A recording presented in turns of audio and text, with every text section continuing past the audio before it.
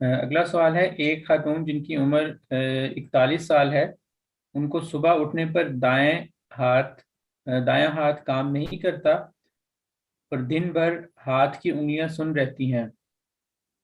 हाथों में दर्द होती है, बाएं पांव की नस खिंचती है और मैदे में ऐसे लगता है जैसे आग लगी हुई है। देखें कि आखिर में उन्होंने अपना डायग्नोज खुद ही कर दिया। ज़बरदस्त हो गया। ये है कि ये जो रात को देर से खाना खाना और खाना खा के सो जाना, ये सेंट्रल नर्वस सिस्टम को डैमेज करता है।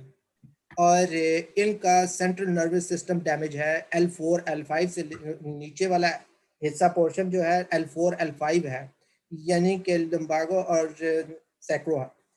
ये जो ऊपर वाला होता है ये सर्विकल्स होते हैं, जहां मैदे की खराबी की वजह से वो प्रेशर जो है नीचे की तरफ पड़ता है और नर्व जो है डैमेज हो जाते हैं, हाथ पैर सुन्न हो जाते हैं। उनको फौरी तौर पर चाहिए कि वहां अपना मसाज करवाएं और गर्म पानी पिए, लौंग, बड़ी इलायची और दालचीनी का बार बार कावा पिए कि जो जो मैदे की लाइनिंग है वो ठीक हो जाए और इनको पेशाब आकर इनका बैक्टीरिया निकल जाए। ठीक।